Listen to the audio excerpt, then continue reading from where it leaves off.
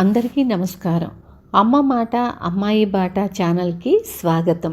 కథ చెప్పుకుందామా? సదానందం కోపం. పెళ్ళై కొత్తగా కాపరానికి వచ్చింది అరుణ. ఆమెది వేరు కాపరం. అత్తింటివారు పుట్టింటివారు కూడా మరీ చెప్పారు. ఆమె భర్త సదానందం అన్ని విధాలా మంచివాడు, యోగ్యుడు. ఎటొచ్చి అతనికి కోపం ముక్కు మీదే ఉంటుంది.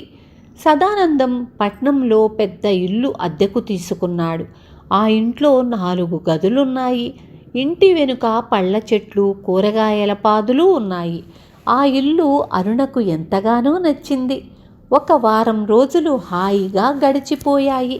ఆ వారం రోజుల్లోనూ సదానందం భార్య ఎన్నో మార్లు అంతా నన్ను కోపిస్తే అంటారు, కానీ అది నిజం కాదు.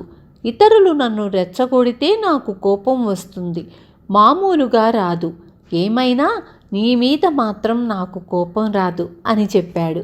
అలా వారం గడిచాక సదానందం భార్యతో, ఇల్లు చాలా పెద్దదిగా ఉంది, నీకు పని మనిషిని కుదురుస్తాను అన్నాడు. ఎందుకండి? ఇంట్లో ఒక్కతను ఉండాలి, ఏం చెయ్యాలి? అన్ని పనులు నేనే చేసుకోగలను అన్నది అరుణ. సదానందానికి చాలా కోపం వచ్చింది. ఈ ఇంటి పనంతా ఒక్కరి వల్ల అయిపోతుందని నీ అభిప్రాయం? అంటే నేను చెయ్యాలని, అంతే కదా? అలాగే చేస్తాలే అంటూ ఆ రోజు ఉదయం అతను ఇల్లంతా ఊడ్చి, అంట్లు తోమి, బట్టలు ఉతికి అప్పుడు కచేరీకి వెళ్ళాడు. మరొక రోజు సదానందం ఆమెను ఇల్లు బాగున్నదా అని అడిగాడు.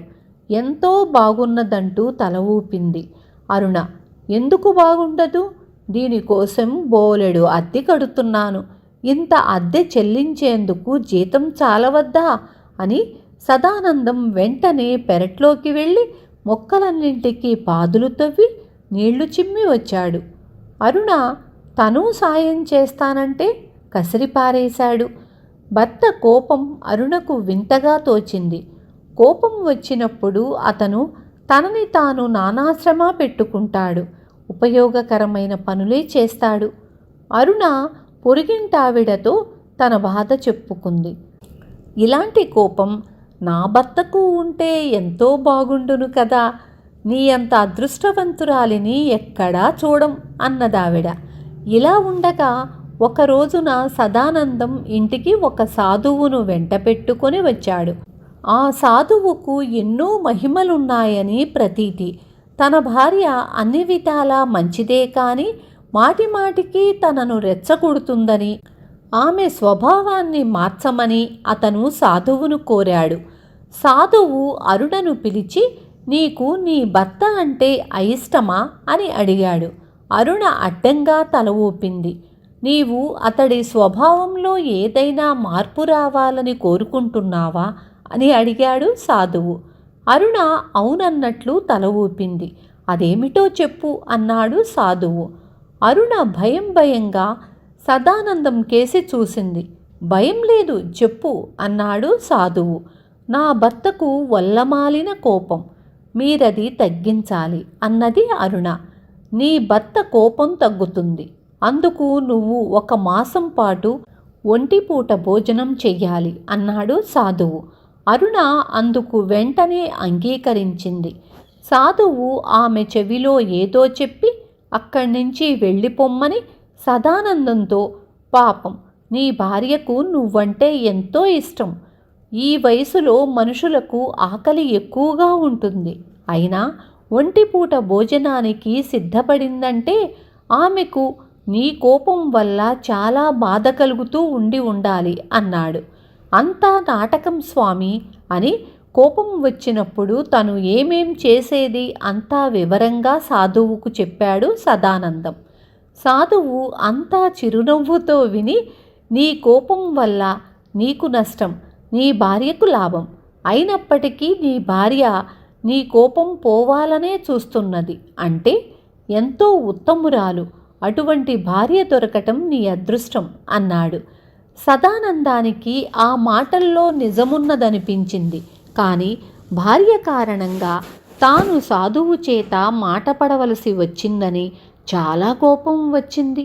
సాధువు వెళ్ళిపోగానే అతను భార్య మీద మండిపడి అప్పటికప్పుడు నీళ్లు తోడి ఇల్లంతా శుభ్రంగా కడగటం మొదలుపెట్టాడు. అరుణకు ఏం చెయ్యాలో తోచక ఇంట్లో నుంచి బయటకు వెళ్ళిపోయి సాయంత్రానికి తిరిగి వచ్చింది. ఎక్కడికి వెళ్ళావు అని కోపంగా అడిగాడు సదానందం. పొరుగింట్లో పని చెయ్యడానికి వెళ్ళాను అన్నది అరుణ. సదానందం మరింత కోపంగా అంత కర్మ నీకేం పట్టింది అని అడిగాడు. కర్మ కాదు, కోపం. అనవసరంగా మీరు నా మీద కోప్పడుతూ ఉంటే నాకు కోపం వస్తున్నది. నాకు పని చెయ్యాలనిపిస్తున్నది. ఇంట్లో పని మీరు చెయ్యనివ్వరు, అందుకని పొరుగింట్లో పని చేస్తున్నాను అన్నది అరుణ. నువ్వు పొరుగింట్లో పనిచేస్తే నా పరువేం కావాలి అన్నాడు సదానందం.